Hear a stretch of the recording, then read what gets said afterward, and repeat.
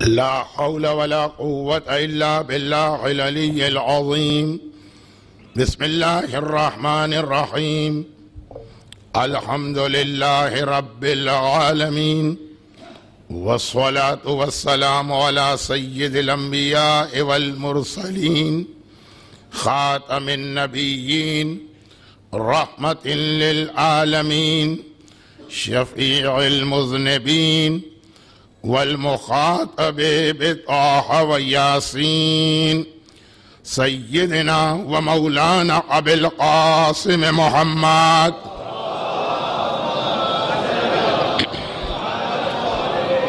وآله الطيبين الطاهرين المعصومين المظلومين المنتجبين الميامين الشهداء الصديقين، سيما على بقية الله في الأراضين وحجته على العالمين. اللهم عجل له الفرج، ولعنة الله على أعدائهم أجمعين. أما بعد، فقد قال الله عز وجل في كتابه المبين وفرقانه المتين وقرآنه المجيد. بسم الله الرحمن الرحيم. ولو أنهم إذ ظلموا أنفسهم جاءوك فاستغفروا الله واستغفر لهم الرسول لوجدوا الله توابا رحيما.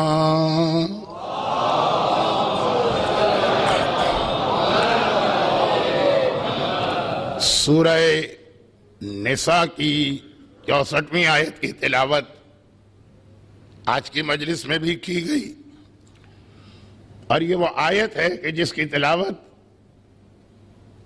میں ہر سال حسینیہ زہرا کے اس عشرے کی کسی نہ کسی مجلس میں کرتا ہوں۔ میرا طریقہ کار تو آپ حضرات کے علم میں ہے کہ میں قرآن کی ایک آیت کو سرنامہ کلام بنا کر 10 دن اس پہ گفتگو نہیں کرتا ہوں، اور کر بھی نہیں سکتا ہوں، یہ تو علماء کا کام ہے۔ تو تقریباً ہر مجلس میں یا ہر دوسری مجلس میں آیت تبدیل ہوتی رہتی ہے۔ آج اس عشرے کی پہلی مجلس ہے، اور چونکہ میں پاکستان سے یہاں پہ آتا ہوں، اور وہاں پہ پے در پے روزانہ اتنی مجلسیں ہوتی ہیں، تو پہلی مجلس میں ذرا سا میرا موضوع، میرا انداز بیان دھیما رہتا، لیکن اس سے پہلے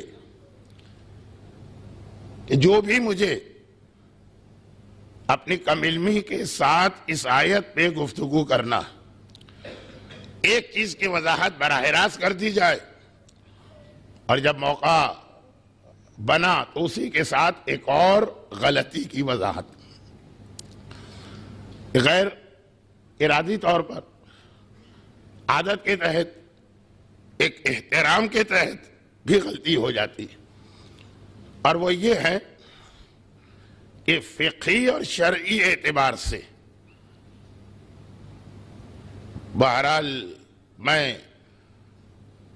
سید ہونے کی سعادت سے محروم، اور ابھی جو میرے نام کا اعلان کیا گیا اس کے اندر سید صادق حسن آ گیا، گرچہ مجھے معلوم ہے کہ بیان کرنے والے کا کوئی ایسا ارادہ نہیں تھا، لیکن ایک احترام میں بھی، اور خاص طور پہ عرب علاقوں میں جہاں سید ایک احترام کا بھی لفظ ہے۔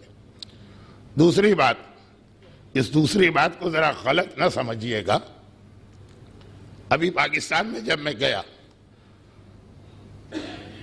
تو 12 سے 15 کتابیں میرے نام سے چھپی ہوئی، جو میری مجالس کے عنوانہ پورے عشرے، اور اس وقت اب یہ نہیں، یہ تو ذرا سا اشتہار بن رہا، وہ ساری مجالس نہیں، ساری نہیں، شروع کی 8 کتابوں میں میرے نام کے آگے نجفی لکھا ہوا ہے۔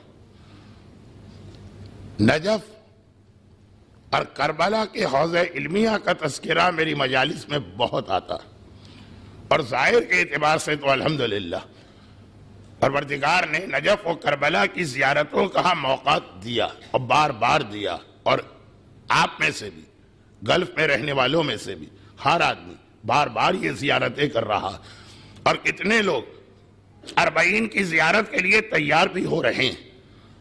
اور اگر کسی وجہ سے اب تک کوئی اس سے محروم ہے تو پروردگار عالم ہر مومن ہر مومنہ کو حج بیت اللہ اور زیارات چہاردہ معصومین خصوصاً کربلا کی زیارت سے ضرور مشرف کرے۔ مگر چونکہ ہمارے ہندوستان اور پاکستان کے ماحول میں نجفی کا ایک مفہوم یہ ہے کہ جس نے حوزہ علمیہ نجف میں تعلیم حاصل کی، یہ میں نے کہا کہ جب ایک لفظ کی وضاحت ہو رہی تو جو ابھی میں پاکستان میں اپنی آنکھ سے غلطی دیکھ کے آ رہا ہوں، تو اب گویا میں اس طرح سے جکڑا گیا کہ میرے نام سے پہلے بھی لوگوں کو غلطی ہوتی ہے، میرے نام کے آخر میں بھی غلطی ہوتی، لیکن بہت سارے مومنین کہتے کہ مولانا وہ نام سے پہلے اور آخر کی غلطی برداشت، ہمیں تو سب سے زیادہ نام پر ہی شک ہے کہ آپ کہلاتے صادق ہیں بھی کہ نہیں۔ یہ جو آپ سانپ پڑھتے، یہ جو آپ بچھو پڑھتے، یہ جو آپ آگ پڑھتے، یہ جو آپ فشار قبر پڑھتے، یہ جو آپ عذاب قبر پڑھتے، اور اس سال تو حسین زہرا کے عشرے کا موضوع یہی، اسی حوالے سے مجھے اپنے عشرے کے موضوع کا اعلان کرنا تھا، تو یہ جو آپ پڑھتے، یہ سن کے تو ہمیں آپ کے نام کے پہلے اور آخری حصے سے کوئی غرض نہیں، اصل نام سے غرض۔ یہ تو کہیں سے بھی ہمیں سچی باتیں تو نظر نہیں آ رہی، اور کچھ لوگ ایک مرحلہ آگے بڑھ جاتے ہیں، جنہوں نے قرآن پڑھا تو انہیں پتا ہے کہ قرآن میں اتنا زیادہ تذکرہ اس عذاب قبر کا ہے یا عذاب آخرت کا ہے یا گناہگار کی سزا کا ہے، تو وہ اتنا بڑا دعویٰ تو نہیں کر سکتے جو امریکہ کے بچے کرتے ہیں کہ مولانا کون سا عذاب، کون سا فشار، کون سے سوال و جواب، ہم نے کیمرے لگا کے 3 دن تک قبر کو مانیٹر کیا۔ اب جو سی سی ٹی وی اور اس سے بھی زیادہ جدید ایجادات آ گئی تو اس میں تو کوئی مسئلہ نہیں ہے، لیکن یہ 20 سال پہلے کی بات کہ ہم نے قبر میں باقاعدہ ویڈیو کیمرہ لگایا، 3 دن ہم بیٹھے رہے، اب منکر آتا ہے، اب نکیر آتا ہے، اب قبر کی دیوار آگے بڑھتی ہے، اب وہ مرنے والے کی چیخ نکلتی ہے، اب وہ تڑپ کے ایک مرتبہ قبر میں اٹھ کے بیٹھتا ہے۔ جو آپ مجلسوں میں بیان کر رہے ہیں کچھ نظر نہیں آیا، نہ کوئی منکر ہمارے ویڈیو کیمرے میں ریکارڈ ہوا، نہ کوئی نکیر ہمارے ویڈیو کیمرے میں ریکارڈ ہوا۔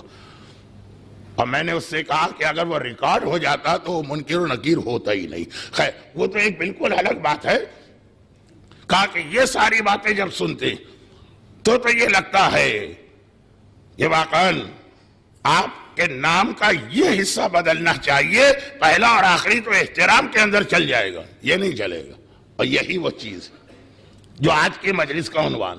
اب آپ سوچ رہے ہوں گے نا کہ مولانا ادھر ادھر کی باتیں کر کے ہمارا وقت کیوں ضائع کر رہے ہیں؟ آج کی مجلس کا عنوان ہی یہی ہے۔ اس سے پہلے کہ میں اس پورے عشرے کے عنوان کو شروع کروں جو کل سے شروع ہوگا، اور اس کی تمہید شروع کروں جو آج سے شروع ہونے والی ہے، اس سے پہلے کہ اس پہ بات کی جائے، ایک حدیث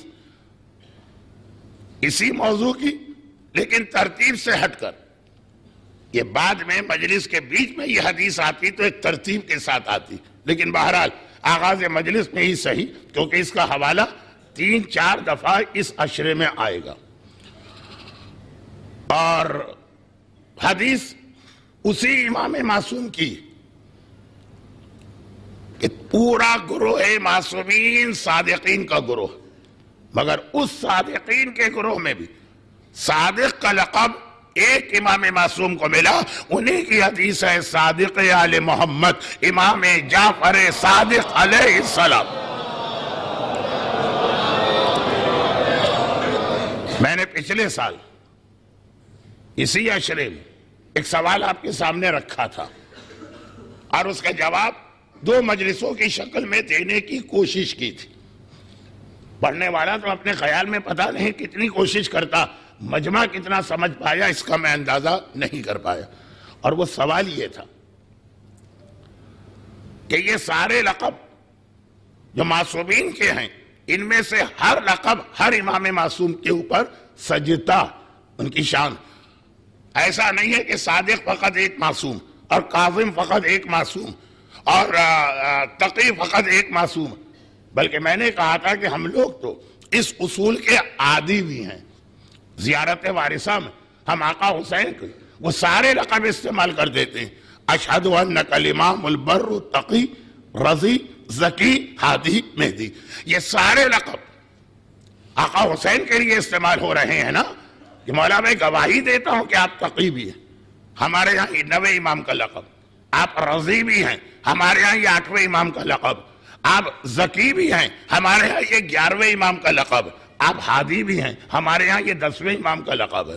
آپ مہدی بھی ہیں، ہمارے یہاں یہ صرف 12ویں امام کا لقب مانا جاتا.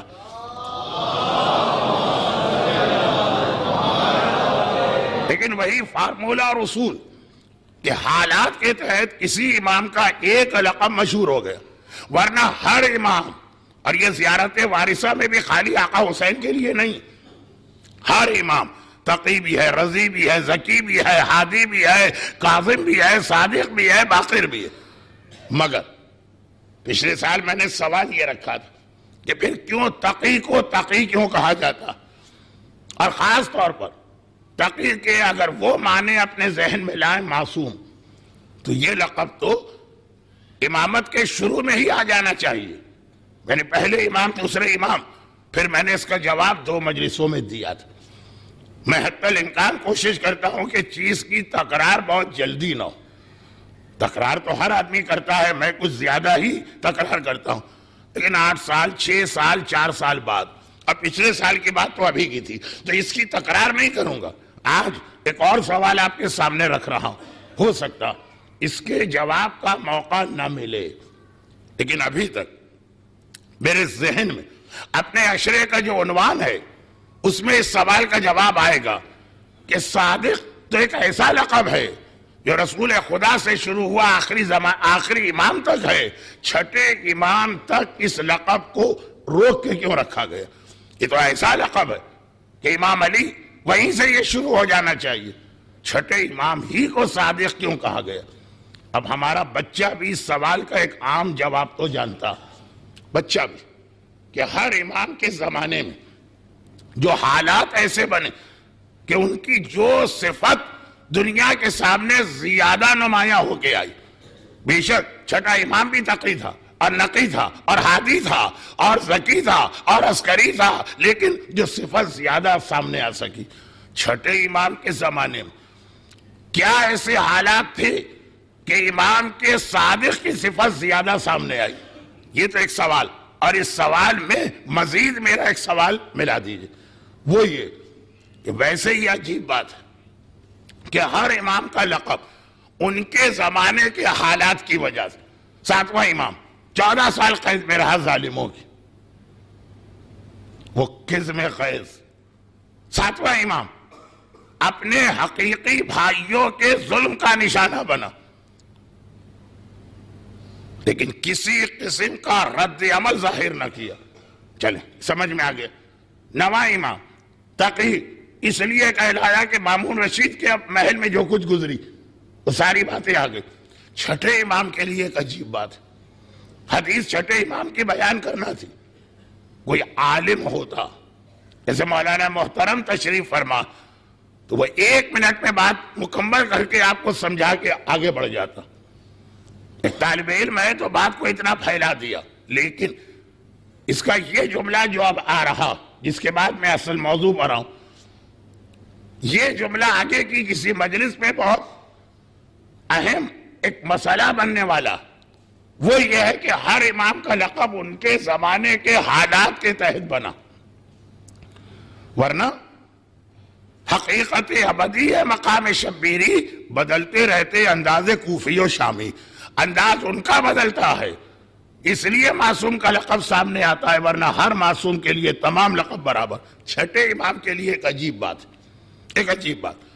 کہ 6 امام کا لقب صادق ہونے کی 2 میں سے ایک وجہ. 9ویں امام کو تقی کہتے، اس کی بھی 2 وجہ تھی. پچھلے سال کی مجلس دیکھیے حوالہ دینے کا تو مجھے حق ہے نا، اگرچہ مجلس کی تکرار نہیں کر رہا ہوں۔ 2 وجہ تھی، دونوں بتائیں۔ پچھلے سال 2 مجلسیں، صادق کا لقب سامنے آنے کی بھی 2 وجہ، ایک تو ان کے زمانے کے حالات اور ایک امام زمانہ کے حالات، جس کی وجہ سے چھٹا امام صادق کہلایا۔ امام زمانہ 6 اماموں کے بعد جو امام آنے والا ہے، اس 6 اماموں کے بعد کی وجہ سے 6 امام پہلے ہی چھٹے امام کا لقب صادق بن گئے۔ اب یہ ذہن میں رکھیے گا، کیونکہ ہمارا موضوع اب میں اور اپنے موضوع کو سخت بنا دوں تاکہ جو آج آئیں وہ بھی کل مصائب کے وقت آئیں، اور سخت بنا دوں کہ ہمارا موضوع عذاب قبر، اور میں نے سخت بنا دیا، سیدھی سادھی ڈائریکٹ عذاب کی بات۔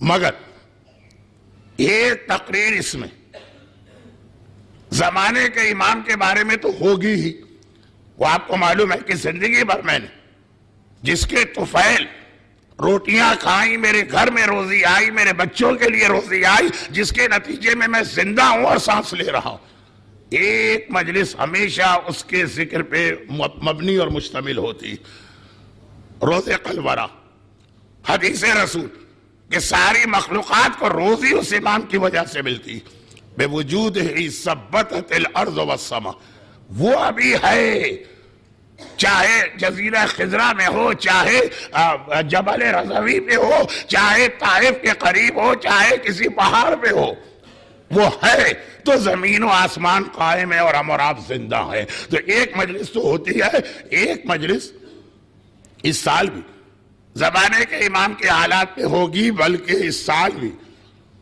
سال کی مجلس تو اس لیے بھی امام کے حالات پر ہوگی۔ ایک تو وہی جو میں نے عرض کیا جملہ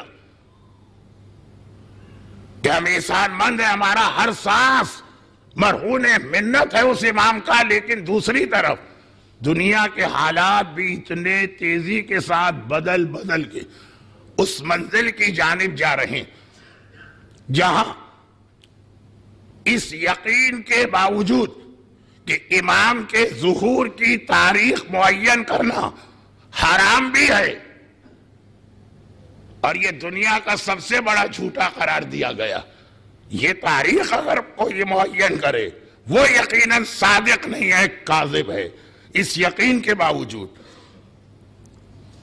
دل کو یہ اطمینان بڑھتا جا رہا کہ یہی وہ حالات ہیں جس کا تذکرہ کر کے معصوم نے فرمایا کہ اس میں میرا بیٹا آئے گا، تو حالات کی وجہ سے بھی اس عنوان کی طرف گفتگو کا دل چاہ رہا، لیکن اگر ایسے حالات نہ بھی ہوتے تو کیسے ممکن تھا کہ میں اپنے زمانے کے امام کا ذکر ایک مجلس میں نہ کروں؟ تو وہاں شاید اس جملے کے دوسرے حصے کی وضاحت۔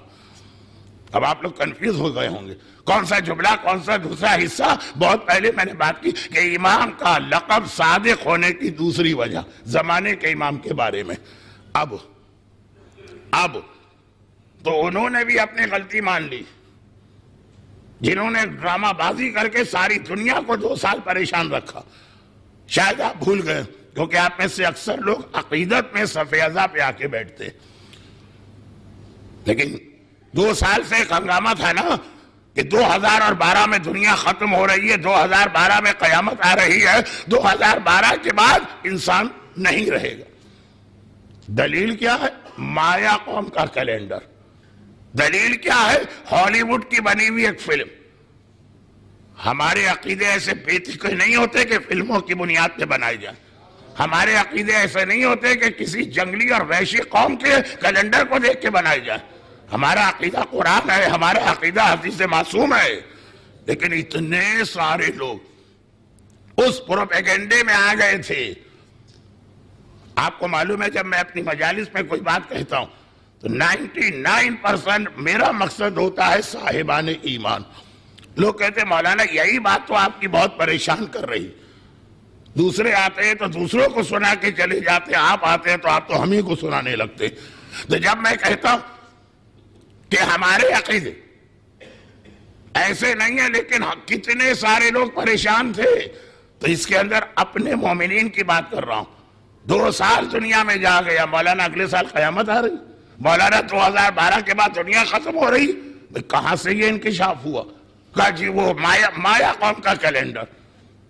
آپ کے پاس قرآن نہیں ہے جو آپ کو کیلنڈر دیکھنے کی ضرورت پیش آئی؟ آپ کے پاس امام معصوم نہیں ہے جو آپ کو وہ کیلنڈر دیکھنے کی ضرورت پیش آئی؟ قرآن نے کتنی جگہ پر، اب دیکھیں بات سے بات نکل رہی ہے لیکن ایک ابھی ترتیب ہے، کتنی جگہ پہ یہ کہا کہ مخمل میں کبھی ٹاٹ کا پیون نہیں لگتا۔ یا ایھا الذین آمنوا ادخلوا فی السلم کافہ، اے ایمان لانے والو اسلام میں داخل ہو تو پورے طریقے سے داخل ہو۔ یہ نہیں چلے گا، یہ نہیں چلے گا کہ آدھا لیا اسلام اور آدھا لیا اپنا معاشرہ، آدھا لیا اسلام، آدھا لیا اپنی قوم اور برادری کے رسومات، آدھا لیا اسلام، آدھا لیا اپنے گھر والے، پورا اسلام۔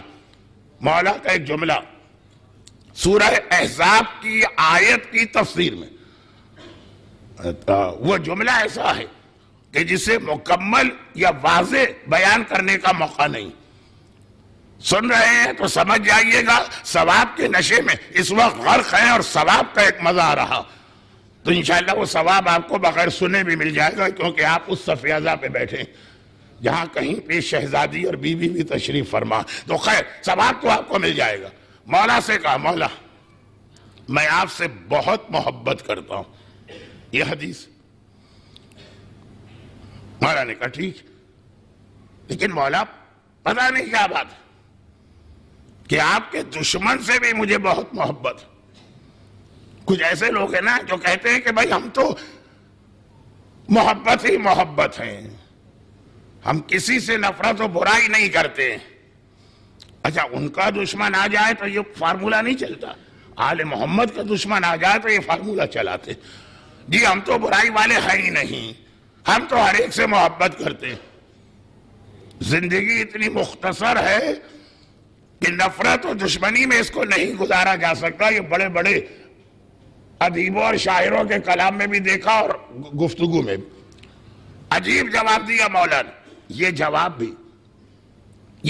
بھی اس مجلس کا حصہ بنے گا جو زمانے کے امام کے بارے میں مجلس پڑھنے کا میرا ہر سال کی طرح اس سال بھی ارادہ، اور رب کو پہچانا بھی ہے ارادوں کے ٹوٹنے سے، اللہ کرے کہ یہ ارادہ نہ ٹوٹے۔ لیکن ایک جملہ مولا نے عجیب لفظ استعمال کیا، مولا نے کہا اس وقت تو کانا ہے، یا دونوں آنکھیں اپنی پھوڑ کے مکمل اندھا بن جا، اور یا پھر اپنی دونوں آنکھوں کی بینائی لے کے صاحب بصیرت بن جا۔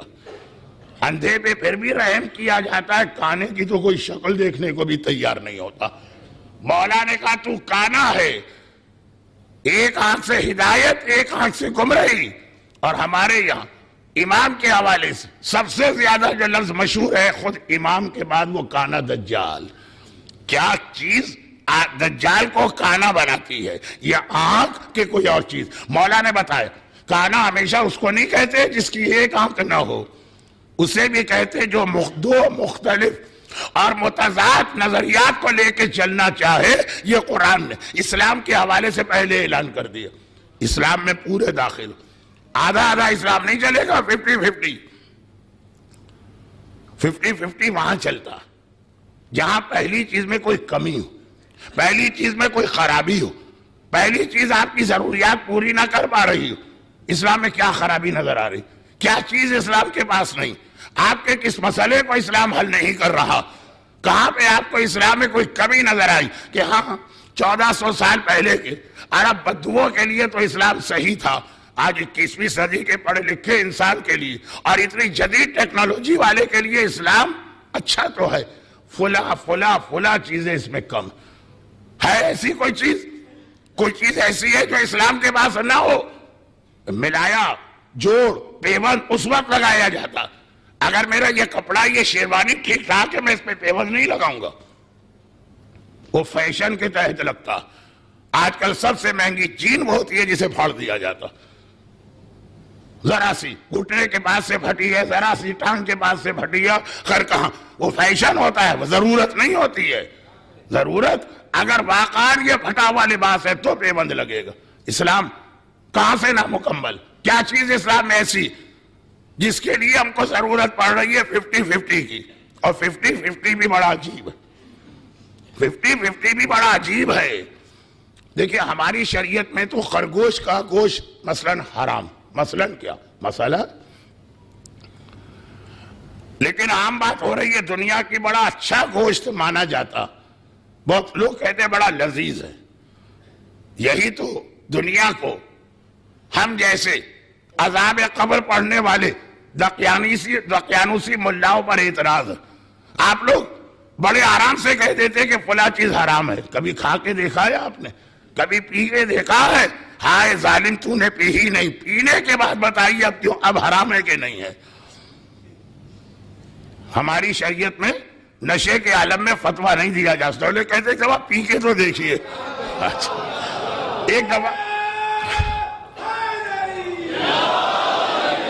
ایک دفعہ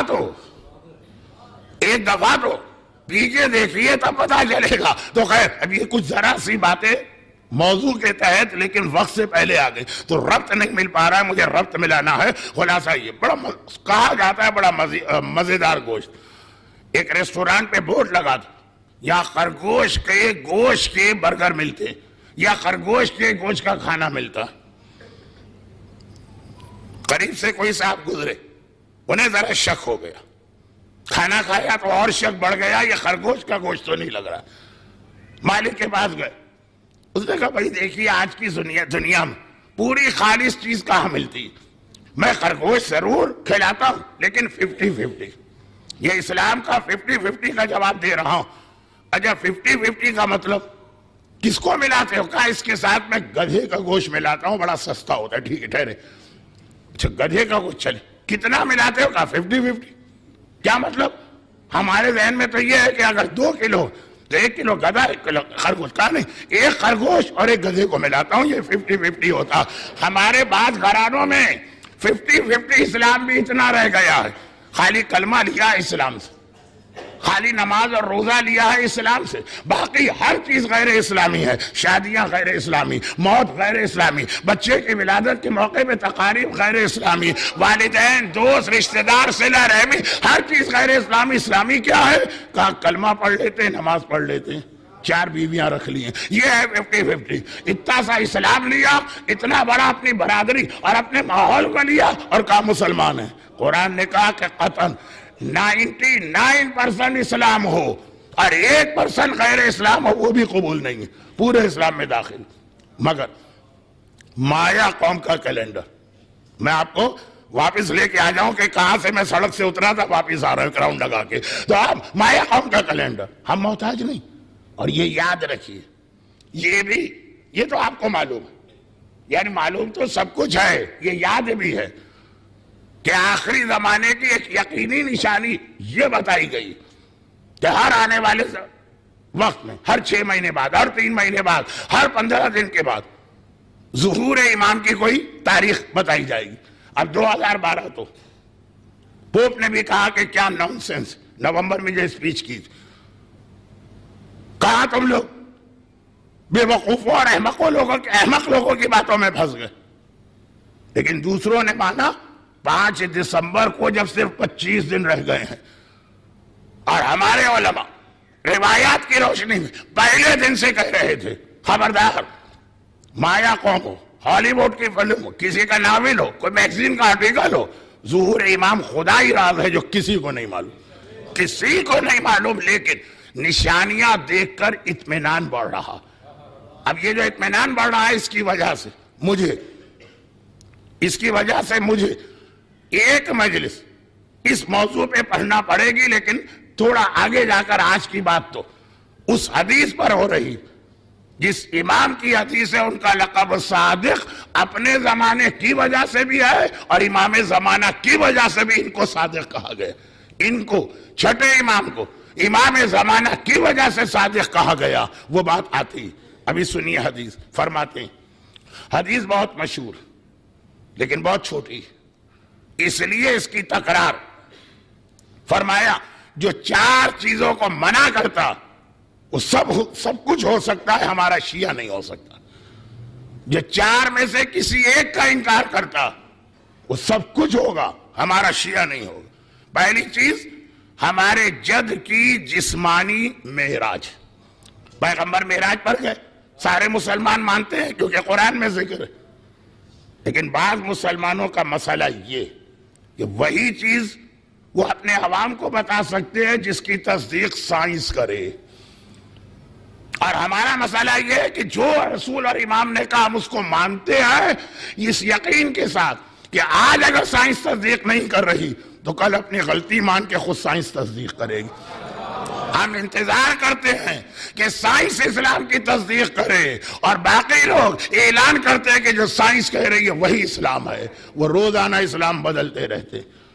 تو سائنس 80 سال پہلے تک کہتی تھی کہ آؤٹر اسپیس کا سفر ناممکن ہے، کیونکہ زمین کے چاروں طرف ایک خول ہے لوہے کی طرف، کون اسے توڑے اور باہر جائے، ہو ہی نہیں سکتا۔ کیا کریں؟ قرآن کہہ رہا ہے معراج ہوئی، حدیث کہہ رہی ہے معراج ہوئی، اور سائنس کہہ رہی ہے نہیں ہو سکتی۔ قرآن کو بدل دی، حدیث کو بدل دی۔ کا رسول خدا سو رہے تھے اور خواب میں دیکھا کہ یہ سب گھوم کے آ رہے ہیں۔ ایسی معراج تو ہمیں اور آپ کو پتہ نہیں دن میں کتنی بار ہو جاتی ہے، اگر خواب کا نام معراج ہے۔ آج جب مغربی طاقتیں چاند پر پہنچی، مریخ پر پہنچی، آؤٹر گیلیکسیز میں پہنچی، کہا یہ تو ایک بچوں کا کھیل بن گیا۔ کہا نہیں، ہمارے رسول تو 1400 سال پہلے یہ معراج کر کے آئے تھے، انہیں کوئی قباحت نہ ہوئی عقیدہ بدلنے میں، اور ہم آل محمد کے ماننے والے ہیں، پہاڑ ٹل جاتا ہے ہمارا عقیدہ نہیں بدلتا ہے۔ 1400 سال سے امام نے کہا سائنس مانے کہ نہ مانے، ہمارے رسول جسمانی وجود کے ساتھ آسمان پر گئے تھے، جو اس پر یقین نہیں رکھتا وہ شیعہ نہیں۔ ذرا سوچی، قرآن ہے مکمل، اسلام ہے مکمل، سائنس ہے نامکمل، نامکمل چیز سے مکمل چیز کو کبھی نہیں پہچانا جا سکتا۔ ضمنی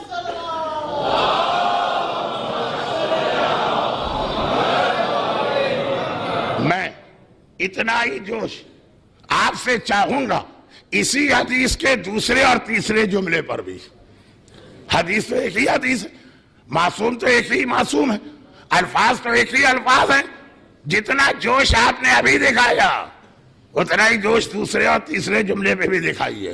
فرماتے ہیں کہ جو 4 چیزوں کا انکار کرے گا ہمارا شیعہ نہیں، جو ہمارے رسول کی معراج جسمانی کا انکار کرے، جو منکر و نکیر کے سوال کا انکار کرے، جو عذاب قبر کا انکار کرے۔ وہی امام کہہ رہا ہے جس کے معراج جسمانی کے مسئلے کو آپ نے اتنے جوش کے ساتھ سنا کہ اگر سائنس نے تصدیق نہیں کی تو ہم سائنس کو چھوڑیں گے، امام کو لیں گے۔ عذاب قبر پہ مجمع کو کیوں سانپ سوکھ جاتا ہے؟ وہی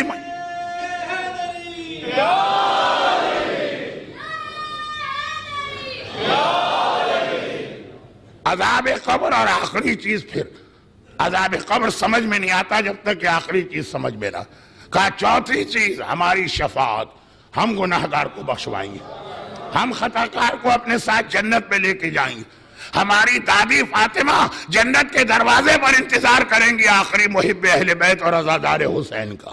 اب یہ پوری حدیث تو اپنے موقع پہ آئے گی، جس میں سے اصل موضوع میرا تیسری اور چوتھی بات، یہ امام صادق امام، اسی کی حدیث کی روشنی میں ہمارا موضوع آگے بڑھے گا۔ مگر جو پہلی چیز آئی جسمانی معراج، وہ اصل میں پیغمبر کے سفر پر اتنا زور نہیں ہے جتنا پیغمبر کی عظمت پر زور۔ دیکھو کون ہے یہ حبیب؟ ہمارے علماء جملے میں بات کو سمیٹ دیتے ہیں، بات تو بہت لمبی ہو جائے گی، سمیٹ دیتے ہیں۔ معراج کا خلاصہ ہے عظمت رسالت، معراج کا خلاصہ ہے شان رسالت، معراج کا رسالہ ہے کہ پہچانو اس کو کہ جہاں پر بیری کے درخت پر جبرائیل نے ہاتھ جوڑ دیے، یا رسول اللہ اس سے آگے تو میں بھی نہیں جا سکتا، لو جاوزت انمولتن لَتَرَقْتُ، اگر انگلی کی پہلی پور کے برابر آگے بڑھوں تو میرے بال و پر جل کے رہ جائیں گے۔ جبرائیل سید الملائکہ، تمام فرشتوں کا سردار، جہاں پہ وہ مجبور آئے، بہت مختصر، جہاں جبرائیل کے پر جلتے ہیں وہاں ہمارے رسول چمڑے کی نالین پہن کے چلتے ہیں۔ جبرائیل کے پر جل رہے ہیں، محمد مصطفیٰ چل رہے ہیں، عظمت رسالت کا نام ہے معراج۔ عظمت رسالت، عظمت پہچانو۔ اور یہ خاندان، پورا گروہ اب کیا عظمت کے حوالے سے بات کی جائے، بہت مختصر ایک جملہ، اس سے میں اپنے عنوان پہ جاؤں گا۔ اچھا، آپ نے گزشتہ 4-5 سال میں اگر میری مجالس توجہ سے سنی، مجلس میں ویسے کوئی چیز ایسی ہوتی نہیں جسے توجہ سے سنا جائے سوائے آخر میں غم کے بیان کے، لیکن اگر اتفاقاً آپ نے توجہ سے سن لی تو آپ نے یہ بھی دیکھا ہوگا، اور خالی یہ دبئی کی بات نہیں ہے، دنیا بھر میں ایک آدھ مجلس یا ایک آدھ مجلس کا حصہ دعاؤں کے حوالے سے مجھے پڑھنا پڑ رہا۔ آج کل پریشانیوں کا زمانہ، ٹینشن کا زمانہ، ڈپریشن کا زمانہ، جہاں جائیے کہیں روزی کا مسئلہ، کہیں کاروبار کا مسئلہ، کہیں ویزے کا مسئلہ، کہیں دشمنوں کا مسئلہ، کہیں ہماری گرتی ہوئی لاشوں کا مسئلہ، کہیں ہمارے جوان بچوں کی میتوں کا مسئلہ۔ تو یہ کہ ہر جگہ کوئی جگہ محفوظ نظر نہیں آئی جہاں پہ ہم اور آپ یہ سمجھتے ہیں کہ سب سے محفوظ جگہ ہوگی۔ ہر ایک وہاں کے ویزے کے لیے تڑپتا ہے، گرین کارڈ کے لیے تڑپتا ہے، پاسپورٹ کے لیے تڑپتا۔ وہاں لوگ مجھے زیادہ پریشان نظر آئے کراچی اور لاہور کے مقابلے میں۔ میں اس لفظ کی وضاحت نہیں کرنا چاہتا، ہر جگہ کے اپنے مسئلے۔ تو بہرحال مجالس میں ایک ذمہ داری علماء نے ہم لوگوں کے کندھوں پہ یہ بھی ڈالی کہ کلام امام کی روشنی جو اس کے حل، علاج، سلوشن ہے وہ بھی تھوڑا تھوڑا بیان کرتے رہو۔ تو چنانچہ ہر مجلس، ہر سال کے عشرے میں ایک آدھ مجلس کوئی دعا، کوئی خاص عمل، کوئی بہت ہی واضح عمل کو یاد دلانا۔ اب دیکھیے وقت کم ہے، باتیں بہت زیادہ ہیں، تو میں اس کو سمیٹتا ہوں بڑے جلدی۔ یونس نقاش، یہ اصل بات ہو رہی ہے عظمت رسالت، ضمناً یہ بات بھی آ گئی ہے جو اسی کا ایک حصہ ہے۔ یونس نقاش صفین کے راستے کا یہودی، کربلا کے ہمارے انتہائی مقدس عالم دین 200 سال پرانے حجت الاسلام سید مرتضیٰ کشمیری، یہ سارے واقعات ایک ایک کر کے بھی پڑھے جائیں، یعنی ہر امام کا صرف ایک واقعہ، تب بھی ایک اشرا کم۔ تو میں صرف بطور مثال جلدی جلدی یہ مشہور واقعات پڑھ کے اس کے نتیجے پہ آتا ہوں۔ یونس نقاش کا مثلاً آپ کو یہ واقعہ تو یاد ہو گیا ہوگا، اس لیے چاہے ابھی یاد نہ آ رہا ہو، میں شروع کروں گا تو یاد آ جائے گا، اس لیے کہ اس میں کچھ اتنی دلچسپ بات ہے کہ آدمی بھولتا نہیں، اور میں بہت ہی مختصر اس کی وجہ سے اس کو اتنا مختصر کر دیتا ہوں کہ آپ کا وقت بھی ضائع نہ ہو، اور جس نقطے کو میں سمجھا رہا ہوں عظمت رسالت والے رسالت، وہاں تک آپ پہنچ کے میرے موضوع سے مل جائے۔ یونس نقاش ہے، انگشتری پر، نگینوں پر نقش و نگار بناتا، کوئی قرآن کی آیت لکھواتا ہے، کوئی ذکر خدا لکھواتا ہے، کوئی اپنا نام لکھواتا ہے۔ ایک دستور، جب آدمی نگینہ پہنتا ہے، عقیق ہو، فیروزہ ہو، حدید سینی ہو، در نجف ہو، تو سادے سادے نگینے کے مقابلے میں نقش والا نگینہ پسند۔ مذہبی لوگ ہیں تو انہیں وہ حدیثیں یاد آتی ہے کہ امام نے کہا یہ آیت لکھواؤ، یہ ذکر خدا لکھواؤ۔ دنیاوی لوگ ہیں تو اپنا نام، اپنے گھر والوں کا نام، اپنی بیوی کا نام، غرض یہ کہ یہ ہمیشہ سے رواج ہے، یہ اس میں ایکسپرٹ آدمی۔ پورے اسلامی دنیا میں اتنا ماہر کوئی نہیں، رہتا سامرہ میں، کیونکہ سامرہ کیپیٹل، زیادہ بڑے آدمی، زیادہ اثر رسوخ والے آدمی، زیادہ طاقتور آدمی، زیادہ پیسے والے آدمی سامرہ ہی میں ہوتے ہیں۔ تو یہ وہاں آ کے اس نے دکان کھول لی کہ غریب غربا سے کیا ملے گا، اصل تو آمدنی ان سے۔ اور گھر اس کا ہے 10ویں امام کے گھر سے دیوار ملا ہوا کہ ادھر اس کا گھر ہے، ادھر 10ویں امام کا، گھر کے اندر سے ہی جانے کا راستہ بھی۔ پرانے زمانے کے مکانات ایک دوسرے سے اندر سے بھی ملے ہوتے تھے۔ امام کی خدمت میں صبح و شام زیارت اور عقیدت کے اعتبار سے حاضری دیتا۔ ایک دن سامرہ کے گورنر نے اسے بلایا اور ایک بہت قیمتی اور بڑا عقیق دیا، اور بالکل اصلی، یہ بھی ایک مسئلہ ہے نا آج کی دنیا میں، پتھروں کے لوگوں کو پہچان نہیں ہو پاتی، اور ہمارے لیے تو اس سے بڑا مسئلہ کہ ہمیں اپنے زمانے کے امام کو پہچاننا ہوگا جب وہ ظاہر ہوں گے۔ پتھروں کی پہچان کیوں نہیں ہو پاتی ہے؟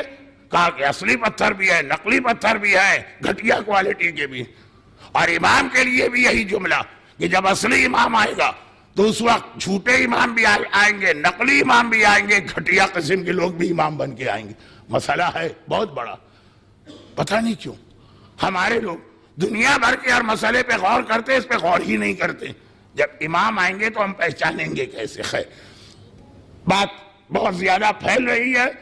جو لوگ آج کے بعد نہیں آئیں گے ان کو آج کی بات تو پوری کر کے دے دوں۔ یونس نقاش کو بلایا، کہا کہ پوری اسلامی دنیا میں تجھ سے زیادہ ایکسپرٹ کوئی نہیں، بڑی مشکل سے یہ نگینہ جتنا بڑا ہو، اصل اگر ہو اتنا ہی قیمتی، بڑی مشکل سے یہ نگینہ ملا ہے، اس کے اوپر میرا نام یا مثلا فلاں آیت لکھنا۔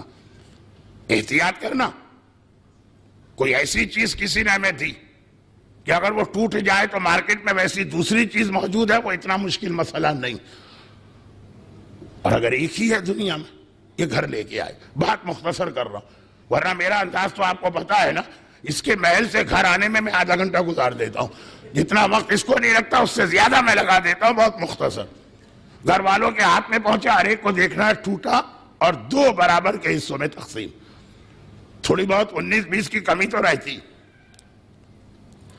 نگینہ نہیں ٹوٹا، اپنے پورے گھر والوں سمیت یہ مارا گیا۔ پرانا زمانہ، ظالم گورنر سامرہ کا اور متوکل زمانے کا، متوکل عباسی کے زمانے کا، گھبرا کے دوڑا امام کے پاس، مولا مشکل کشا کے مشکل کشا بیٹے، میرے اور میرے گھرانے کی مشکل کشائی کریں۔ یہ جتنا پریشان تھا اتنے ہی اطمینان سے امام نے کہا گھبراؤ مت، جب وہ گورنر تمہیں بلائے گھر کے صحن میں خالی ہمارا نام لینا۔ دعائیں تو بہت ساری، اتنی لمبی لمبی دعائیں بھی ہیں کہ کتاب دیکھ کے بھی آپ نہیں پڑھ سکتے۔ لمبی دعا میں کیا ہوتا، شروع ہو گئی، اب بیچ میں آدمی پھنس گیا، اب کیا کروں، یہ تو دعا ختم ہی نہیں ہو رہی۔ اب وہ صفحے پلٹ پلٹ کے دیکھتا ہے کتنے صفحے رہ گئے۔ تو اب یہ خلاصہ یہ ہے کہ دعائیں تو بہت ہیں، لمبی دعا، مشکل دعا، دعائے جوشن صغیر۔ اب دیکھیے کہ اس سے زیادہ مجرب کوئی دعا نہیں، دعائے جوشن کبیر سے زیادہ یہ دعا فائدہ پہنچاتی، الفاظ بڑے مشکل، زبان لڑکھڑانے لگتی۔ دعائے جوشن کبیر اس سے بڑی ہے، فائدوں میں کم ہے۔ یہ لفظ میں بڑی مشکل سے کہہ رہا ہوں کہ کم کا مطلب کچھ اور لوگ نہ لے لیں۔ آسان اتنی ہے کہ مدرسے کا چھوٹا سا بچہ بھی پڑھ دیتا۔ دعائے جوشن صغیر صفحات کے اعتبار سے سائز میں کم ہے، فوائد کے اعتبار سے دعائے جوشن کبیر سے ڈبل ہوگی، اور وہ والے اس کے فائدے ہیں جو آج کل ہر مومن کا مسئلہ، جادو کا توڑ، نظر بد کا توڑ، حسد کا توڑ، دشمنوں سے بچاؤ۔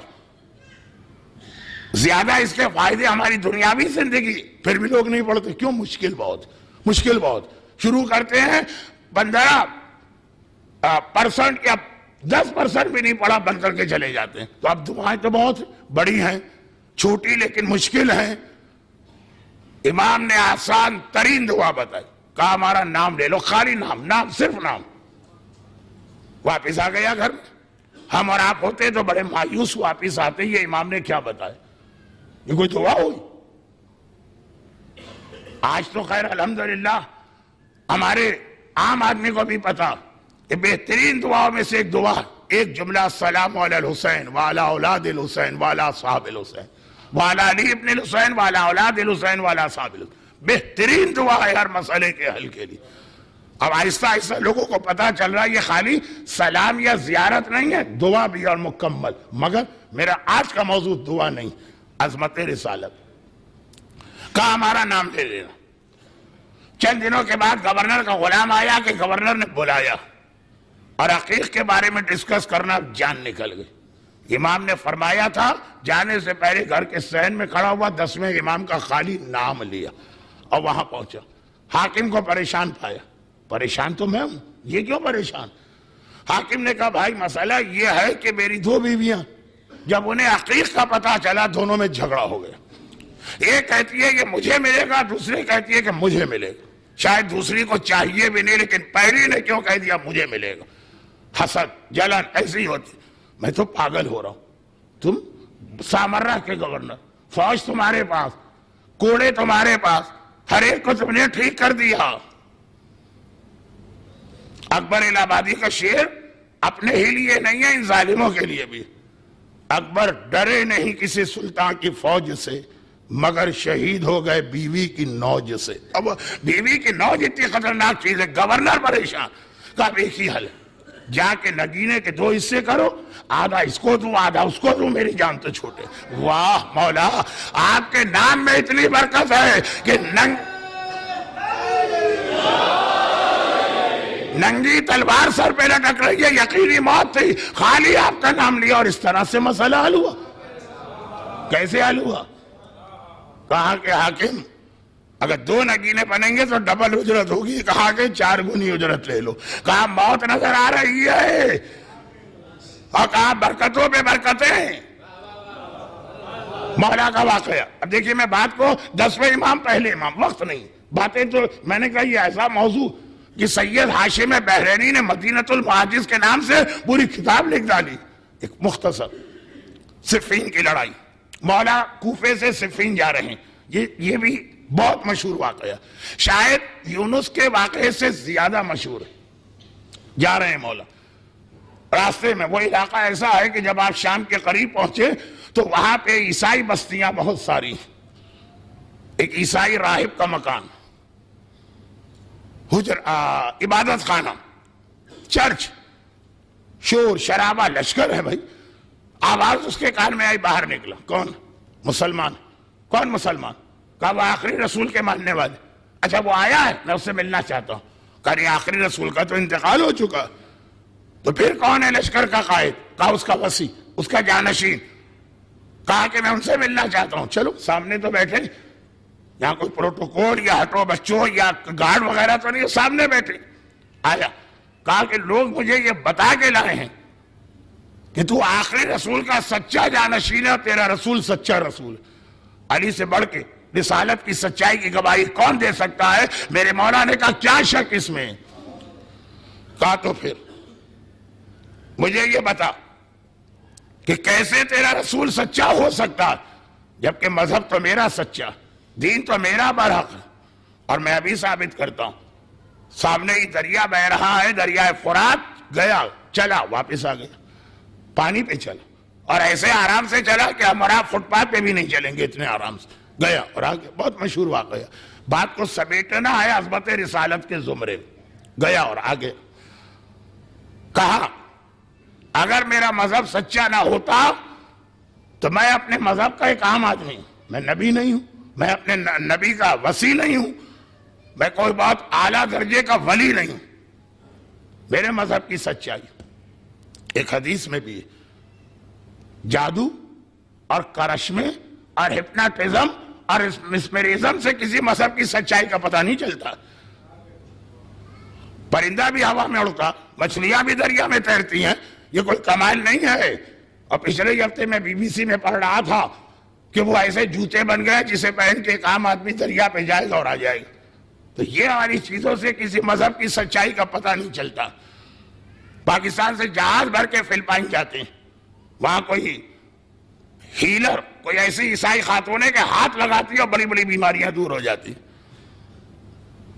شاید دوسروں کو ضرورت ہو، جن کے پاس آل محمد ہے ان کو کیا ضرورت، لیکن لوگ جا رہے ہیں۔ ہماری عورتیں کالا علم اور کالا جادو کرانے جا رہی ہے۔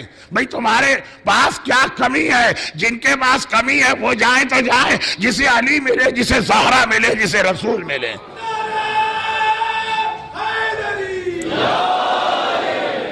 بہت زیادہ یہ گناہ پاکستان اور انڈیا میں بڑھتا جا رہا، انڈیا میں بھی، بلکہ انڈیا میں زیادہ۔ تو یہ ذرا سی باتیں بعد میں تفصیل سے آئیں گے، ابھی خلاصہ۔ گیا اور آگے کہا یہ میرے مذہب کی سچائی۔ یہ کیا سچائی؟ لیکن کہتا ہے میرے مذہب کی سچائی، جو تورات کا نسخہ میرے پاس ہے، تورات 2، ایک کمپلیٹ تورات جو صرف پادریوں کو اور مذہبی پیشوا کو دی جاتی تھی، اور ایک عوام والی جس میں کافی چیزیں چھپائی جاتی تھی۔ کہا جو میرے پاس تورات ہے، یہ میں اس کی آیت پڑھ کے جا رہا ہوں۔ امام نے کہا پوری آیت؟ کہا رہی ایک لفظ۔ مولا مسکرا، کیا میں تجھے یہ نہ بتاؤں کہ کیا لفظ تو پڑھ رہا تھا؟ کہا آپ بتا ہی نہیں سکتے، آپ بتا ہی نہیں سکتے، یہ تو خالی ہمارے مذہب کے اعلیٰ پیشواؤں کے پاس کتاب ہے، آپ کے پاس یہ کتاب کہاں سے آئی؟ امام نے کیا کہا ہوگا؟ ہم کتاب کے محتاج نہیں ہیں، کتاب ہماری محتاج ہے، ہمیں ضرورت نہیں ہے کتاب ہو کہ نہ ہو۔ میں بتاؤں، تو یہ پڑھ رہا تھا، چوک کے کہا یہ تو ایک ایسا عیسائیت کا راز ہے، آپ کو کیسے پتا چلا؟ کہا اس سے چھوڑو، یہ تیری زبان عبرانی میں ہے نا، اب میں اس کا عربی ترجمہ کروں کہ کیا پڑھ رہا تھا؟ یہ میرا نام تھا جسے لے کے علی علی علی علی کہہ کے تو پانی میں چل رہا تھا۔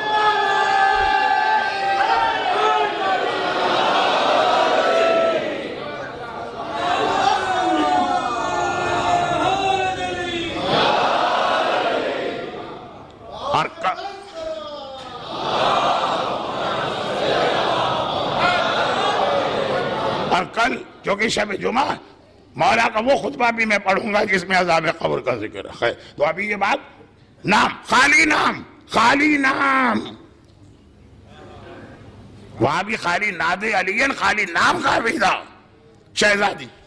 اب یہ واقعات مشہور ہے اور میں اس کو اتنا وقت دے کے پڑھ رہا ہوں، یہ آپ کے ساتھ زیادتی بہت ہی مختصر۔ حجت الاسلام سید مرتضیٰ کشمیری ایک انتہائی قابل احترام اور مقدس گھرانے کی بزرگ، رات کے 11 بجے ایک آدمی آیا کربلا میں 200 سال پہلے، جناب موسیٰ کی ماں کا نام بتائی۔ رات کے 11 بجے مادر موسیٰ سے تجھے کیا کام پڑ گیا؟ کہا کہ نہیں بس نام بتائیے، بہت اہم مسئلہ۔ کہا مجھے نہیں معلوم، واقعا نہیں معلوم۔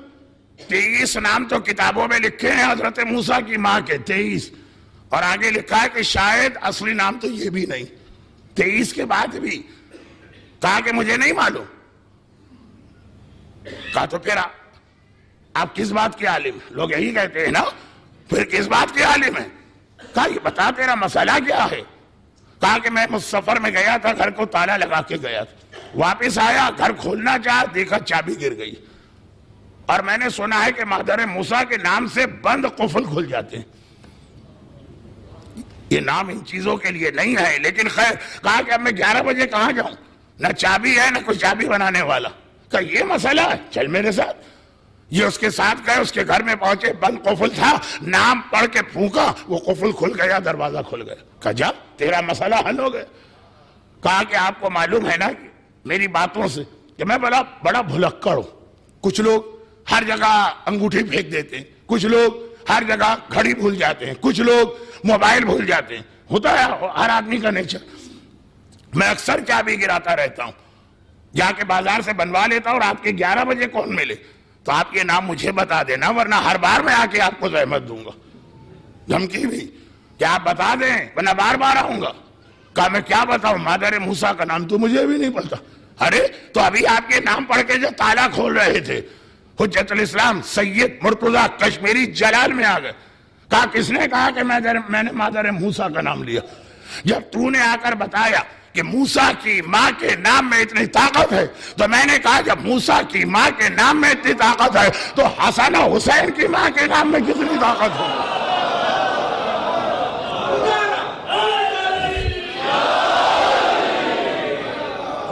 میں نے اپنی دادی حسنین کی ماں کا خالی نام پڑھ کے اس کو کھولا۔ دنیا کے تالے کھل جاتے ہیں۔ اگر فاطمہ کا نام لو، جنت کے دروازے کیسے بند رہیں گے اگر نام فاطمہ لیا جائے؟ آج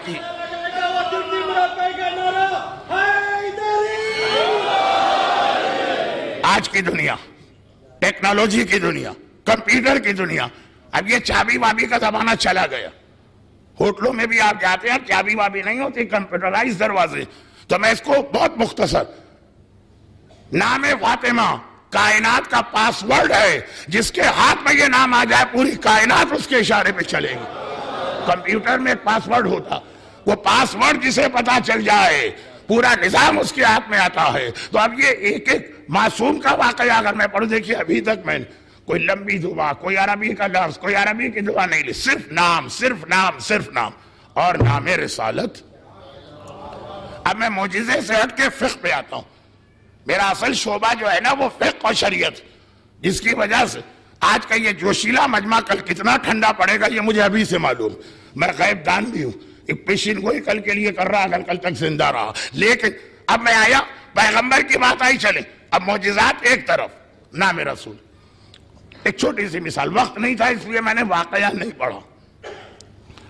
نام رسول, ایک آدمی غیر مسلم یا کافر, ہماری فقہ کے اعتبار سے وہ نجس, اس کا پسینہ نجس, اس کا لعاب دہن نجس, اس کے آنسو نجس, سارا اس کا جسم نجس ہے, وہ بھی سوکھا آپ بھی سوکھے, ایک دوسرے سے ٹکرا گئے کوئی حرج نہیں, کوئی ایک بیچ میں گیلا ہوا. جو مسئلہ حرام جانوروں کا بھی یہی, سوکھے کتے سے سوکھا مومن ٹکرائے گا وہ نجس ہے, مومن پاک ہے, لیکن ایک دوسرے پہ کوئی فرق نہیں پڑے گا. ہاں گیلا کوئی ہے نجس کافر. اب ہمیں اسے پاک کرنا, لوٹے کے پانی کو اس میں ڈالا وہ پاک تو کیا ہوگا, لوٹے کا پانی نجس ہو جائے گا. کور پانی میں اس کو ڈالا نجس رہے گا, دریا میں ڈالا نجس رہے گا, سمندر میں ڈالا بحر الکاہل دنیا کا سب سے بڑا سمندر نجس رہے گا. مکے سے ہم زمزم کا کنٹینر بھر کے آئے, زمزم کے پانی سے اس کو پاک کرنا چاہا, زمزم کا پانی خود نجس ہو گیا, یہ پاک نہ ہوا. کسی اتفاق کے تحت یا معجزے کے تحت آپ کو کوثر کا پانی مل گیا جنت کا, وہ آپ نے اس کے بدن پہ ڈالا وہ نجس رہے گا. اس نے اللہ کا نام بھی لے لیا لا الہ الا اللہ, نجس رہا. لیکن ادھر اس کی زبان پہ آیا محمد الرسول اللہ, جسے نہ زمزم پاک کر سکا, نہ کوثر پاک کر سکا, نہ نام خدا پاک کر سکا, محمد کا خالی نام لیا اور وہ سر سے پیر تک پاک ہو گیا.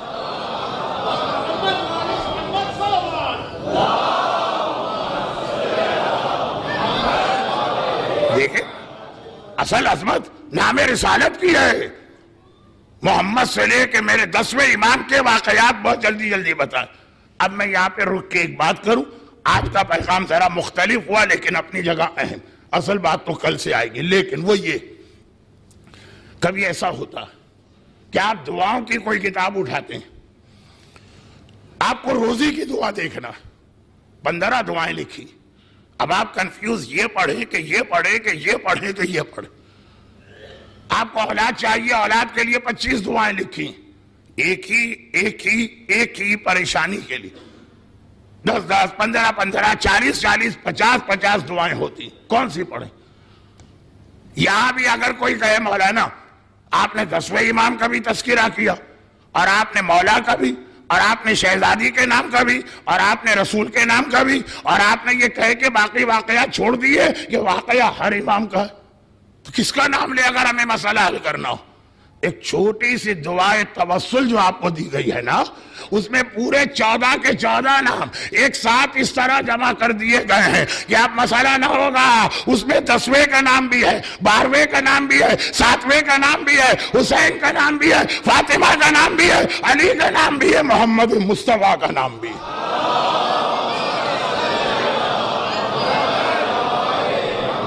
بہت اہم ہے یہ دعائے توسل. ایک ہے عادت کے تحت پڑھنا, دنیا میں بہت سی جگہوں پہ کل رات کو دعائے توسل پڑھی گئی, منگل کو دعائے توسل. کس طرح پڑھی جائے, کیوں پڑھی جائے, ذہن میں کوئی تصور نہیں ہے, بس پڑھ رہے ہیں. لیکن آپ کی روزی کا مسئلہ, آپ کے جاب کا مسئلہ ہو, آپ کے دشمن کا مسئلہ ہو, آپ کی اولاد کا مسئلہ ہو, دعائے توسل میں 14 نام بڑے حسین طریقے سے ایک جگہ جمع ہو گئے ہیں. اس سے زیادہ اہم اور مجرب اور مسائل کو حل کرنے والی مختصر دعا شاید آپ کو کوئی اور نہ ملے. اور یہ میں نے اس لیے بھی کہا بھی کہ ابھی انگریزی زبان میں ایک چھوٹی سی کتاب مجھے ملی جب میں پہلا اشرا پڑھ رہا تھا. دعائے توسل پڑھنا جائز نہیں ہے, شیعہ اسکالر کے قلم سے لکھی. اس میں ان کو توحید کے خلاف باتیں نظر آ گئیں. یہ ہے آخری زمانے کی وہ ٹیکنیک کہ پریشانیاں بڑھائیں گے آخری زمانے میں, اور جو پریشانیاں دور کرنے والی چیزیں اس سے آپ کو ہٹائیں گے. آخری زمانے کی پریشانی کہ ایک وقت کی روٹی کے لیے باپ اپنی بیٹی کو بیچ دے گا, بہت اس سے زیادہ سخت جملہ نہیں ہو سکتا. اس کا جو حل ہے, البتہ اہل بیت کا ایک طریقہ, وہ خود بھی فاقے سے اور آپ بھی فاقے سے. آپ نے جا کے اس سے سوال کیا, یا انہیں ویسے ہی ظاہری طور پہ کسی نے بتا دیا اپنے آگے کی روٹی آپ کو دیں گے؟ ارے شہزادی آپ کے بچے بھی بھوکے؟ کہا نہیں، اس مومن کے، اس محب کے، اس مومنہ کے بچے، ان کی بھوک زیادہ اہم ہے۔ میرا حسن بے شک بھوکا رہے، اس کا بیٹا بھوکا نہ رہے، میری زینب بے شک بھوکی رہے، اس کی بیٹی بھوکی نہ رہے۔ یعنی دعائے توسل میں ایک اعتراض یہ تھا اس کتابوں میں کہ ان اہل بیت کا نام لے رہا ہو، نعوذ باللہ، جو اپنے مسئلے حل نہیں کر سکے وہ تمہارے کیا کریں؟ یہ ایک مومن محب اہل بیت، شیعہ اسکالر کے قلم سے جملہ پڑھ رہا ہوں، جو اپنے مسئلے حل نہیں کر سکے وہ تمہارے کیا مسئلے حل کریں؟ اس نے اہل بیت کو سمجھا ہی نہیں، جتنا خود غرض ہے، سمجھ رہا ہے اہل بیت بھی ایسے ہی ہیں کہ پہلے اپنے بچوں کی بھوک مٹاتے پھر دیکھتے ہمیں آپ کو۔ یہ اہل بیت نہیں ہے، وہ پہلے ہمارے بچوں کی بھوک مٹائیں گے پھر اپنے خاندان پہ توجہ ڈالیں گے۔ اور یہی چیز میدان کربلا میں سکینہ کو پریشان کر گئی، یہی چیز میدان کربلا میں سکینہ کو پریشان کر گئی ایک اور حوالے سے۔ رات کا اندھیرا، اور اس دنیا کی تاریخ کی سب سے اندھیری رات، شام غریبہ۔ اس دنیا کی تاریخ میں ایسی کوئی رات نہیں آئی۔ البتہ لفظ اندھیرا تو میں نے کربلا کے میدان کو دیکھ کے کہا، ورنہ جہاں زینب بیٹھی ہے وہاں تھوڑی روشنی، یہ روشنی کوئی غیرت مند مسلمان کیا چراغ لے کے آئے؟ چراغ کی روشنی نہیں، یہ جلتے ہوئے خیموں سے اب تک شعلے نکل رہے ہیں۔ جس جلے ہوئے خیمے کی روشنی میں زینب لٹے ہوئے گھر کو لے کے بیٹھی۔ اللہ جب آپ کو کربلا لے جائے تو خیمگاہ کی زیارت تو لازمی حصہ ہوگا۔ آج کی شاندار عمارت کو نہ دیکھیے، شام غریبہ کے جلے ہوئے خیموں کو ذہن میں رکھ کے زیارت کیجئے گا۔ اور ایک بار اسی رات میں پانی آ گئے۔ کہاں سے آیا؟ کون لایا؟ یہ کوئی روایتوں کے تحقیق کا موقع نہیں ہے، آ گیا پانی۔ سجاد نے یہ پانی زینب کو دیا، پھوپھی اماں یہ کسی کا تحفہ ہے، پانی آیا۔ زینب نے پانی لیا، چاروں طرف دیکھا، سکینہ جہاں پہ سو رہی تھی وہاں گئی، سکینہ کے شانے کو ہلایا، سکینہ بیٹی آنکھیں کھول۔ بچی گھبرا کے اٹھی، پھوپھی اماں کیا بات ہے؟ کہا پانی آیا ہے، یہ پانی پی لے۔ اکبر، قاسم، آنا محمد 3 دن کے پیاسے تھے، سکینہ ان سے زیادہ پیاسی ہے، کیونکہ اس کے بعد بھی پیاس چلتی رہی، چوتھی رات آ گئی، اس سے زیادہ پیاسی ہے، مگر تڑپ کے کیا کہتی؟ یہ نہیں کہتی ہے کہ لائیے پھوپھی اماں میں بہت پیاسی، کہا پانی آ گیا، یعنی میرا چچا عباس آ گیا۔ پانی نہیں چاہیے، چچا عباس چاہیے۔ زینب نے کہا نہیں سکینہ بیٹی، عباس تو نہیں آیا، پانی آ گیا۔ اچھا پھوپھی اماں تو آپ نے مجھے کیوں اٹھایا؟ پانی آئے پہلے آپ پانی پیجئے، آپ بھی تو اتنی ہی پیاسی ہیں۔ کہا نہیں سکینہ یہ پانی تجھے پینا، میری اماں رباب کو دیجئے۔ اصغر بھیا میری اماں رباب کتنی پیاسی؟ کہا نہیں پانی پہلے تجھے پینا۔ ارے میرے بھیا سجاد کو دیجئے، وہ پیاسا بھی ہے، وہ بیمار بھی ہے۔ کہا نہیں سکینہ پانی تجھے پینا۔ سکینہ نے کہا کہ پھوپھی اماں ذرا بتائیے، جب سب پیاسے، سب آپ، ماں، بھائی، تو پہلے مجھے کیوں پانی دیا جا رہا؟ کہا کیونکہ تو سب سے چھوٹی، اور دستور یہ ہے کہ پہلے چھوٹوں کو پانی دیتے۔ بس اب سکینہ نے کوئی سوال نہیں کیا، پانی لے لیا، مگر پانی پیا پھر بھی نہیں، پانی کا کوزہ لے کے مقتل کی جانب دوڑی۔ زینب نے کہا سکینہ کہاں جا رہی؟ پھوپھی اماں آپ ہی نے کہا ہے پہلے چھوٹوں کو پانی دیتے۔ ارے میرا ششماں بھائی علی اصغر وہ پیاسا ہے، پہلے اصغر کو پانی پلا لو پھر پانی پیوں گی۔ اجرکم علی اللہ علی ولانت اللہ علی اعدائہم اجمعین۔ پروردگارا تجھے معصوم اور بے گناہ علی اصغر کے اس خون ناحق کا واسطہ، تجھے سکینہ کی اس پیاس کا واسطہ، تجھے شریکت الحسین زینب کبریٰ کے اس امتحان کا واسطہ، تجھے میرے مظلوم آقا سجاد کے اس امتحان کا واسطہ، جو مومنین اور مومنات آج کی مجلس میں ہیں، ان کو، ان کے گھروں کو، ان کی روزی کے ذرائع کو، ان کے گھر والوں کو، ان کی اولادوں کو دنیا اور آخرت کی ہر پریشانی سے محفوظ فرما۔ گریہ کرنے والے کے آنسوؤں کا واسطہ ان کی تمام حاجتوں کو پورا کر دے، خاص طور پہ جو روزی کی پریشانی میں ہیں ان کی یہ پریشانی دور کر دے۔ خدا بندہ جو بیمار ہیں انہیں شفا کاملہ عطا فرما۔ ہمارے تمام مرحومین کو اہل بیت اطہار سے ملحق فرما۔ دنیا میں جہاں جہاں مسلمانوں پہ ظلم ہو رہا ہے خدا بندہ ان کی مدد فرما، اور دنیا سے ظلم کے خاتمے کے لیے اپنی آخری حجت وارث معصومین فرزند زہرا امام زمانہ کے ظہور میں تعجیل فرما۔ ماتم حسین